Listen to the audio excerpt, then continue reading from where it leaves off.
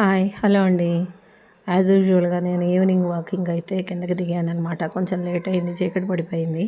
అయితే ఇక్కడ నాకు ఒకటి చెట్టు కొమ్మల్లో చాలా చిత్రంగా కనిపించింది. మీకు కూడా చూపెడతాను ఉండండి. ఫ్లాష్ వేస్తాను.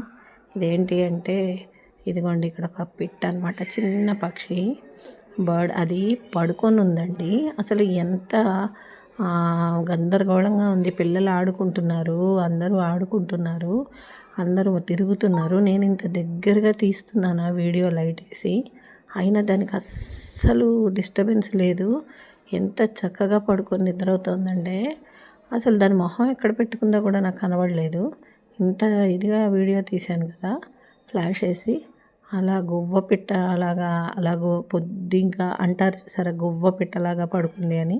అలా నిజంగా గువ్వ పిట్టలాగానే పడుకుందండి. చాలా ముచ్చటగా అనిపించింది. అదే వీడియో తీశానన్నమాట. నేనైతే రోజు మార్నింగ్ ఒక అరగంట నడుస్తున్నాను.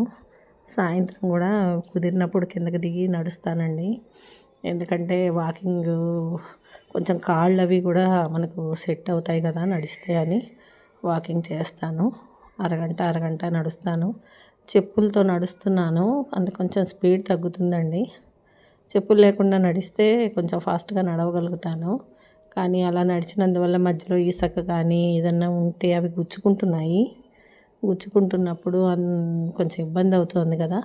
అందుకని చెప్పులతో అయితే నడుస్తున్నానండి. ఇది నేను వాకింగ్ చేస్తున్నాను.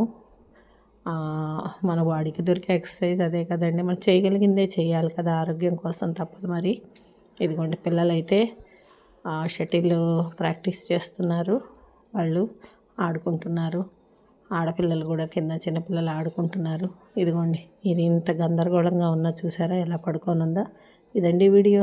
లైక్ చేయండి. ఉంటాను. బాయ్.